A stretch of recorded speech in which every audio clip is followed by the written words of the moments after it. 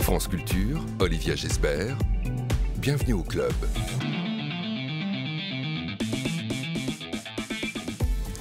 Bonjour à tous, heureuse de vous retrouver pour une nouvelle semaine. Aujourd'hui dans l'entretien, bienvenue au club Cap sur Harlem avec le double prix Pulitzer Colson Whitehead. Écrivain américain, l'auteur de Underground Railroad et Nickel's Boys revient en librairie et dans nos vies de lecteurs assoiffés d'histoires bien ficelées avec Harlem Shuffle qui paraît chez Albin Michel, traduit de l'américain par Charles Recoursé. 12h50, c'est le Book Club. Aujourd'hui, de la préférence à la sélection, de la recommandation à l'élimination, du monde de livres à celui de l'enseignement supérieur, 2 livres blancs contre le tout algorithme, celui de Johan Farber, Parlez-vous le Parcoursup, et celui d'Arthur Grimond-Pont, Algocratie. Nous vous en parlerons avec Sébastien Thème. Une émission programmée par Henri Leblanc, préparée par Didier Pinault avec Laura Dutèche-Pérez. Bonjour Colson Whitehead. Hey, howdy. Bonjour. Bien. Et vous? Ça va? Glad to be here. Bon. Très heureux d'être là. Et on est heureux de vous avoir. Et bonjour à votre voix française, Michel Slotowski. Bonjour. Bonjour, on a plaisir à retrouver aussi. Dans l'au-delà, le grand écrivain américain Russell Banks est décédé ce week-end des suites d'un cancer qui l'avait empêché déjà à l'automne dernier de retrouver ses lecteurs français à l'occasion du festival America et de la publication de son roman Testament au Canada chez son éditeur historique Actes Sud. Un dernier voyage, ce livre, dans la tête d'un cinéaste qui se savait mourant. Durant un demi-siècle d'écriture, l'auteur de Affliction ou encore de Beau lendemain a pris la défense du monde ouvrier, de la ruralité et du mouvement de lutte pour les droits civiques, avec notamment ce livre Pourfendeur de nuages, consacré à la vie de l'abolitionniste John Brown, récompensé à ce moment-là, au moment de sa sortie en 82, par un American Book Award, célébré comme le chef-d'œuvre de Russell Banks par la romancière et amie Joyce Carol Oates, professeure comme lui de littérature à l'université de Princeton. Nous sont revenus ce matin la douleur et la douceur de ce regard, de ces mots bleus, sur son ascension quasi mystique de l'Himalaya, racontée dans un récit de voyage. On écoute Russell Banks. You know, there's a passage toward the end of the book. Il y a un passage vers la fin du bouquin où le narrateur, ou moi, enfin je préfère à y penser en tant que narrateur, le narrateur gravit les Himalayas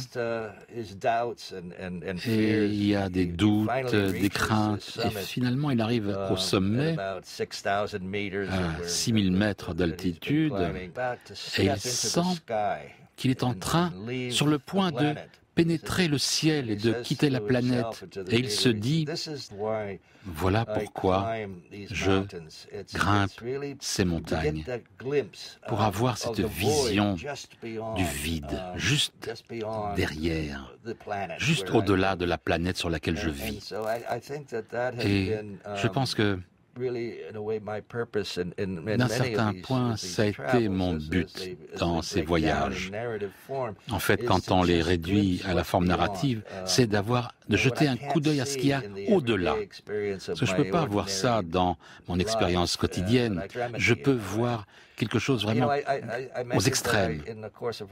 Je crois qu'au cours de l'écriture de ce livre, j'ai tenté de pénétrer les mystères du vieillissement pour un homme. Ce faisant, j'ai aussi jeté un coup d'œil dans le mystère suivant et ouvert une porte différente. Et c'est vers ça que je vais, cette porte de la mort. Vous savez, la vieillesse, c'est une étape vers la mort. Et après la mort, il n'y a que la mort. C'est le vide. Voilà, c'est ce vide-là que l'on regarde, que l'on voit au-delà de la montagne. Le grand écrivain Russell Banks à la Grande Table, c'était le 31 mai 2017. Il était notre invité, on a appris sa mort ce week-end. Merci à vous déjà, Michel Slotowski, d'avoir posé votre voix, traduit les mots de Russell Banks à l'époque. À 82 ans, il a donc franchi le seuil qui sépare la vie de l'au-delà, comme il l'évoquait dans cet extrait. Il a ouvert, poussé la porte de la mort. Colson Whitehead, est-ce que vous pouvez lui envoyer un petit message, quelques mots, pour remplir ce vide qu'il évoque? Il a été capable de regarder le vide et de le capturer sur la page. Personnellement, c'est quelqu'un de très sympathique et chaleureux. Je l'ai rencontré il y a quelques années. Quand on rencontre un auteur qu'on admire, et Parfois, c'est une erreur de rencontrer vos héros en personne. Mais là, ce n'était pas le cas. Russell Banks était vraiment très aimable. Et j'espère que lorsque j'aurai atteint son âge, si je pouvais être aussi généreux envers les jeunes écrivains et ne pas être les artistes aigris que l'on rencontre à ces âges-là. Il a commencé à écrire au début des années 60, cette décennie qui est le cadre de votre nouveau roman, Harlem Shuffle, Colson Whitehead. Il a commencé à écrire dans ces années-là, alors que vous n'étiez même pas né. C'était un grand lecteur, il l'a raconté, d'Hemingway, de Faulkner, de Kerouac. Et il a aussi dit comment ces écrivains étaient vivants pour lui, présents à ses débuts d'écriture. Est-ce que lui, Russell Banks, l'a été pour vous dans vos premiers pas d'écrivain? Est-ce que Russell Banks appartenait à une génération d'écrivains référence pour vous?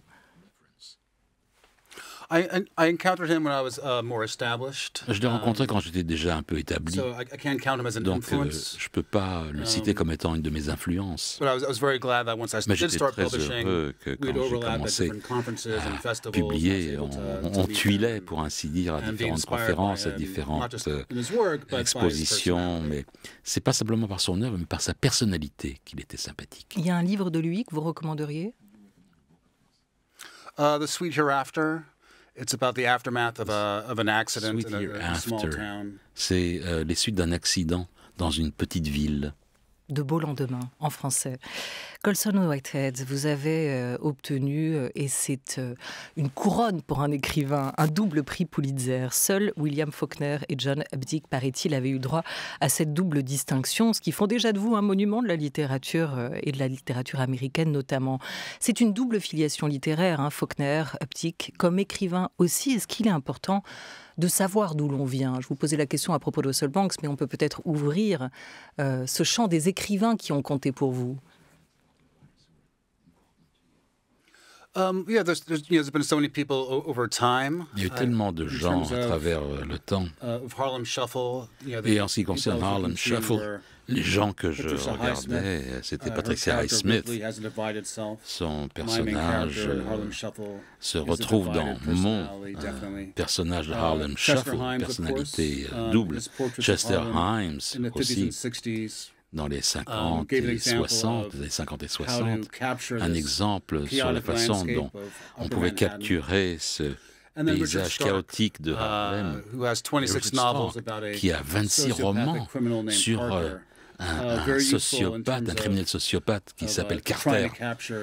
Très important pour tenter de capturer la psychologie des criminels. Et puis il y a peut-être aussi Dickens, Les Grandes Espérances. Magistral roman, Dickens, qui vient d'être traduit en France aux éditions Tristram. Notre héros, le héros, votre protagoniste, il lit Dickens. Ça fait partie de vos sources pour écrire ce roman?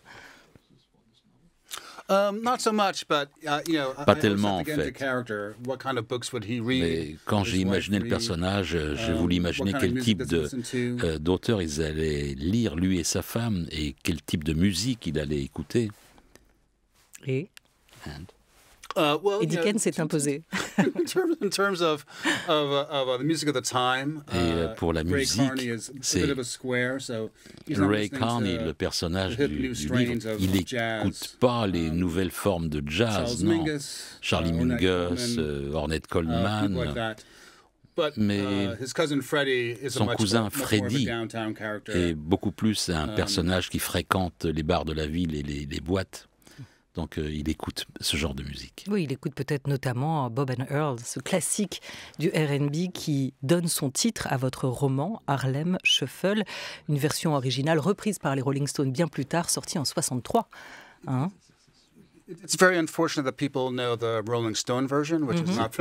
Dommage que les gens connaissent surtout la version des Rolling Stones qui n'est pas très bonne.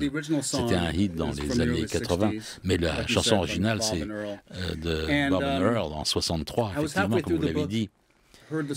Et en fait, j'étais heureux de voir que mon livre capturait l'esprit de cette chanson. Les paroles, c'est comment danser. Voilà. Vous faites un pas à droite, vous faites un pas à gauche, c'est des paroles la musique, mais la musique en elle-même est assez sinistre. Les gens qui sont dans le chœur crient, ils sont même en train de hurler. C'est triste tout ça. Et dans mon livre, il y a même chose, il y a de l'humour aussi. Il y a beaucoup de gens qui meurent. Il y a beaucoup de violence. Et donc avoir cette lumière et d'avoir ce côté sombre en même temps, ça fait partie de cette chanson Harlem Shuffle et ça fait partie donc de mon roman aussi. Le refrain fait comment? I can't. You want me to just sing on the radio? Je vais pas chanter à la radio quand même. Bon, pas à la radio, d'accord, notez. Dans ce roman qui se passe à New York, qui ne repart pas du sud, hein, comme c'était le cas pour Underground Railroad, l'un de vos précédents romans, Colson Whitehead, vous nous dites que la moitié des Noirs de Harlem avaient une histoire à raconter à propos d'un grand-père, dans le sud justement, qui avait veillé toute une nuit sur sa terrasse avec son fusil, en guettant les Night Riders blancs qui viendraient lyncher sa famille à cause d'une altercation en ville, par exemple. Est-ce que vous aussi, l'écrivain américain que vous êtes, vous avez une histoire à raconter à propos d'un grand-père, d'une grand-mère, d'un arrière-grand-père qui aurait commencé dans le Sud? It's like people who say that they were at Woodstock, like everyone was at Woodstock. Ouais, c'est comme tout le monde dit que ce sont comme des séquoias, vous voyez. Quelqu'un a toujours eu un grand-père qui devait être toute la nuit sur le perron avec son fusil parce que, voilà, ils avaient peur des gens qui viendraient. Mais c'était, au début du XXe siècle, c'était un quartier blanc, en fait, Harlem. Il y avait des vagues d'immigrés allemands, de juifs européens, d'italiens, qui émigraient aux États-Unis pour un nouveau départ. Et après la Première Guerre mondiale, il y avait une grande immigration du sud des États-Unis. Et voilà, les voisins s'échappaient, et ils échappaient à Jim Crow, c'est-à-dire le côté racial. Ils venaient à New York, la discrimination, ils fuyaient la discrimination. Et mon bouquin se base un petit peu sur cette immigration qui a commencé dans les années 20 et qui a changé la composition démographique de Manhattan, de Harlem. Et oui, mon grand-père, censément, était très jeune. Son père a eu une altercation en Floride et il est resté toute la nuit avec son flingue sur le perron. Et bien pour terminer, il est venu à New York pour échapper à ça. Voilà, il y a différentes strates, comme vous venez de l'évoquer, dans la vie de Harlem, avec une plus vieille histoire encore, celle de Seneca que vous racontez dans ce roman. Creusez sous les terrains de jeu, sous les prairies et les bosquets tranquilles, et vous trouverez des ossements. C'est pas un roman historique, Harlem Shuffle, c'est plutôt un roman noir, une sorte de polar, mais en même temps, c'est quand même, une fois encore, un roman qui fait histoire, un roman qui fait mémoire. Hein. Vous l'avez imaginé comme tel?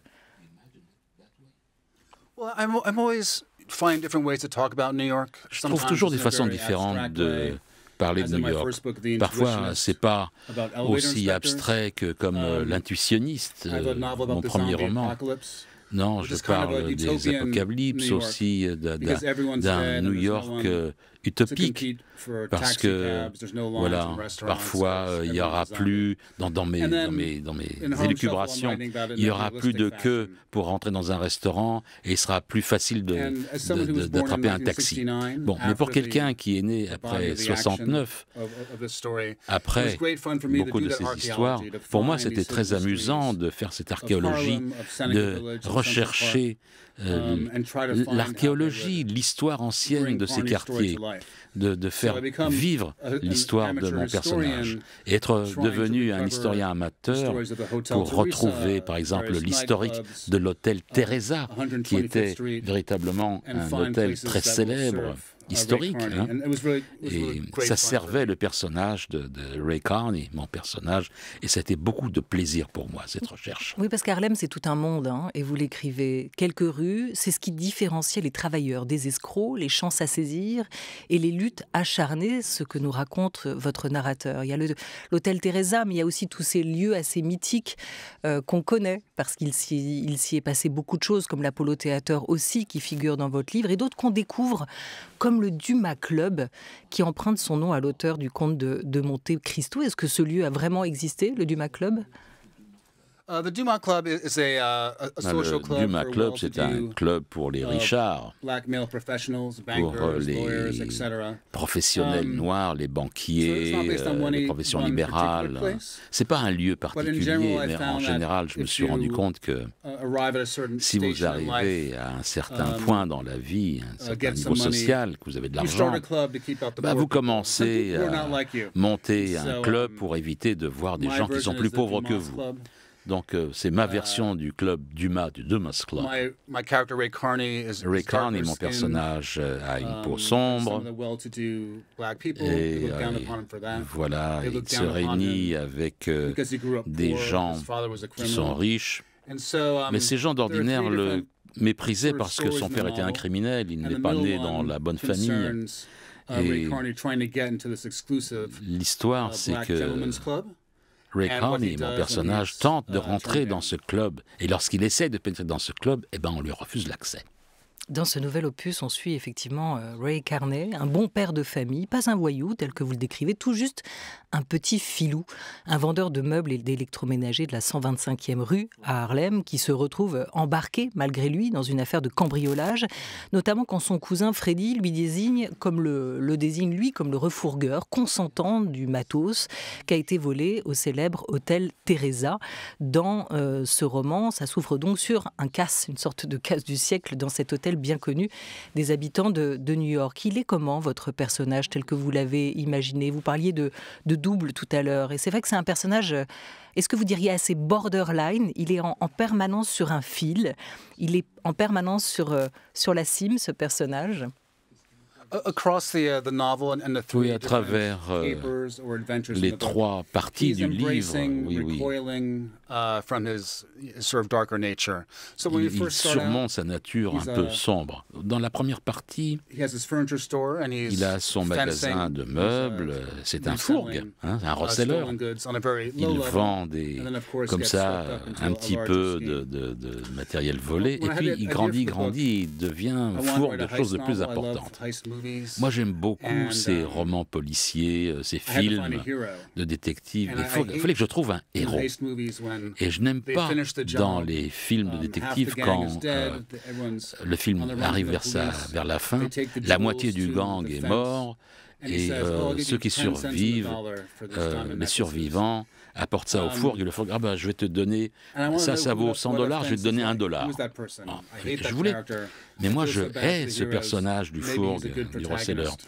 Et je me suis dit, So ben, I je le hais started doing tellement que ça serait research. peut-être un bon And a lot of protagoniste. fences Et in real life j'ai fait des recherches have a, sur les receleurs. a storefront Et beaucoup des that's legitimate, receleurs dans la and vie they'll sell réelle avaient old un furniture vrai or magasin old et vendaient and in the des back is vieux where they do all appareils their illicit électroniques, et puis ils And to avaient me, des that vrais spoke to a meubles divided à vendre, nature. Someone mais who, dans to l'arrière-boutique, everyone else, il y avait tout ce qui devait refourguer. seems to be an upstanding Et moi, person, like ça Ray me Carney. semblait être vraiment quelqu'un de bien à décrire, comme has Ray this Carney, dual mon nature. personnage. And so Et voilà. the Il fallait occupation vraiment of the comprendre fence sa actually nature. informed the psychology of the main character. Cette recherche que j'ai faite sur les fourgues, ça a formé le personnage que je décris dans mon livre. Et que vous racontez, vous décrivez votre narrateur en tout cas comme un mur entre le monde du crime et le monde ordinaire, un mur nécessaire. Il en supportait le fardeau, nous dites-vous, ce personnage de Ray Carney. Alors c'est intéressant parce qu'il est aussi à l'image de ce mot que vous employez dans le roman, Colson Whitehead, ce mot de dorveille, qui est une contraction presque française, hein, entre dormir et veiller, cette espèce d'entre-deux. Nous, on pourrait dire aussi entre chien et loup en français. Ce personnage, il est à l'image de ce mot. Comment vous pouvez nous l'expliquer, nous raconter cette contraction, ce mot dorveille? Sure. I'm always finding different things. Je découvre toujours des choses que je découvre dans des magazines, en fait, et je me demande si je peux les mettre un jour dans un de mes livres. Donc j'ai rencontré ce mot d'orveille. Et donc il y a des lumières électriques. Les fermiers, les agriculteurs ont ces deux étapes de sommeil. Ils vont se coucher quand la lumière disparaît. Ils se réveillent vers 11 heures, au milieu de la nuit, et puis ils retournent au sommeil. Et ce qui se passe pendant cette heure, autour de minuit, c'est ce qu'on appelle le dorveil. Ben Franklin a écrit, Benjamin Franklin a écrit sur cette expérience qu'il avait de dorveil. Et en écrivant un roman policier, c'est le moment, c'est l'heure du crime, minuit. Souvenez-vous, ce sont les heures où les criminels, les écrivains et les alcoolos sont réveillés et tout le monde, tous les autres dorment. Et donc c'est le moment idéal pour préparer des activités criminelles et aussi pour explorer la nature des gens. Et quand il y a des gens qui dorment, il y en a qui sont encore éveillés, donc les criminels et les écrivains. Voilà, vous dites que pour les Britanniques, on parle de cet intervalle, de ce moment comme The Watch, le tour de garde, hein. Ce moment entre le sommeil et le réveil, et la vie aussi qui va être vécue. Alors Carney, votre héros, Freddy, l'inspecteur Munson, Pepper, qui est un vétéran de la Seconde Guerre mondiale, et la guerre, vous le racontez, va pas le changer, elle va le parachever, dont la devise est pour Pepper toujours frapper le premier. Il y a aussi d'autres personnages, hein, comme Miami Joe, toute une galerie de personnages que vous avez imaginés dans ce roman, un peu à l'image de ce héros, de ce protagoniste ordinaire qu'est Ray Carney. On va le retrouver dans une suite au moins, voire 2 autres opus, puisque vous avez pensé ce roman comme une trilogie, Colson Whitehead. Il est né d'où, ce héros de Ray Carney, pour que vous ayez envie de le retrouver sur 3 livres? Ce sera votre première trilogie?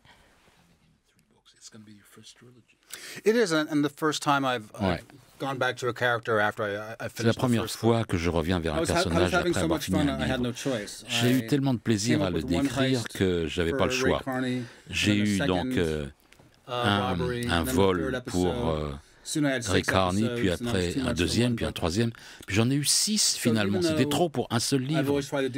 Et j'essaie toujours de faire quelque chose de différent de livre en livre. Et donc je suis arrivé d'une nouvelle, d'un roman, si vous voulez, d'apprentissage à un roman de zombies. Et là, je voulais faire quelque chose de différent. Si je dois faire un livre et pas 3 histoires dans un livre, pourquoi pas en faire 3 romans? Donc, 3 romans, chaque roman va avoir une histoire particulière. Et avoir Ray Carney en tant que trentenaire, en tant que quadragénaire, puis après en tant que quinquagénaire. Et donc, les années 60, les années 70, les années 80 de Harlem. Et chaque décennie, c'est une étape différente de New York et de Harlem, et donc des âges différents de la criminalité. Voilà, on avance par décennies, ou comment aussi un simple vendeur d'électroménager, de meubles, un refourgueur de bijoux va devenir le héros d'une trilogie pour notre invité, le romancier américain Colson Whitehead, auteur en cette rentrée de janvier de Harlem Shuffle chez Albin Michel. C'est le roman, vous le disiez, d'une ville, New York, ou plutôt d'une ville dans la ville, Harlem, avec tout ce que ce quartier charrie d'imaginaire pour nous tous, hein, de sons, d'images, la musique de Billie Holiday ou le cinéma de Sidney Lumet à Coppola, et aussi par la littérature avec des livres comme le Harlem Quartet de James Baldwin ou encore ceux de Maya Angelou, citons notamment Tant que je serai noir. Les années 60, c'est le cadre de ce roman, et c'est pas n'importe quelle décennie dans la vie de Harlem, c'est celle où les gars du Sud viennent chercher leur revanche, celle des émeutes aussi et du mouvement pour les droits civiques, les émeutes de 64, après celle de 43 que vous racontez, Colson Whitehead, dans ce livre, celle aussi où Malcolm X, qui sera assassiné là, en 65, parmi les siens, lors d'une conférence, parmi ces 22 millions de Noirs victimes de l'américanisme. En se replongeant dans ce passé, quelle autre Amérique avez-vous découvert ? Je tente de créer une version réaliste de New York. J'ai décrit New York de façon fantastique, de façon allégorique. Je veux m'y mettre de façon réelle et dire ce qui s'est vraiment passé en 64 que je pourrais utiliser pour mes personnages, quel était l'arrière-plan social et racial de l'époque. Les incidents dans la 3e partie en 64, dans le livre, et c'est à la suite d'une émeute contre la police. un jeune noir est tué par un policier blanc et il y a une vague d'émeutes à Harlem et à Brooklyn. Alors, à quel point ça engage mes protagonistes, à moi, dans mon livre? Je ne voulais pas utiliser véritablement les événements. Donc moi, je mets mon histoire une semaine après, quand les gens tentent de reconstruire la ville. Quelles sont les occasions qui se présentent en termes de narratif lorsqu'on est dans l'entre-deux? Après une semaine de violence, où allons-nous à partir de là? Donc j'essaie de trouver différents moments dans l'histoire que je puisse utiliser pour les récits de Carney. Et aussi, c'est une occasion pour moi d'ouvrir ce monde au lecteur. Voilà, il faut savoir d'où l'on vient comme écrivain. On a commencé par cela notre discussion, Colson Whitehead, et puis il faut savoir d'où l'on vient aussi comme Américain, comme New-Yorkais. New York, on dit que la ville a été très abîmée par le Covid. New York, c'est votre ville, aujourd'hui encore, Colson Whitehead. Comment va New York ? C'est revenu à la normale, sauf pour la partie centrale de New York, parce qu'il y a beaucoup de gens qui travaillent de chez eux. Donc il n'y a plus tellement de gens qu'autrefois. Et ça a des effets négatifs sur les commerces dans les rues, parce qu'il y a moins de clients. Et beaucoup de boutiques sont encore fermées. Mais vous savez, New York rebondit toujours. Et j'espère que j'ai capturé une partie de cette dynamique dans mon livre.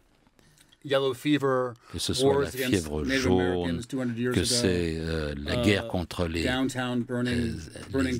Américains natifs il y a 2 siècles, que ce soit les incendies, que ce soit le 11 septembre ou la Covid. Il y a une fantastique résilience de la ville. Et je parlais précédemment des immigrants européens qui venaient à Harlem et qui ont été finalement remplacés par des Américains noirs du Sud, par des Portoricains, par des Dominicains et des générations successives.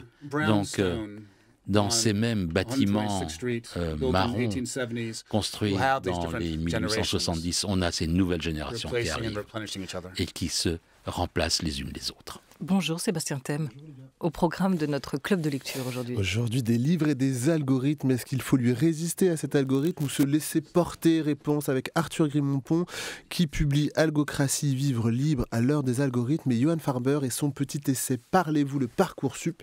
Et vous pouvez continuer à nous dire quel rôle joue l'algorithme dans vos choix de lecture, Olivia. Voilà. Book Club Culture. En tout cas, ayez confiance dans cet algorithme qui vous recommandera le nouveau roman de Colson Whitehead, Harlem Shuffle, chez Albin Michel. La suite, Crook Manifesto, sortira en France à l'automne 2024. Merci 1000 fois à vous d'avoir été avec nous. Merci Colson Whitehead.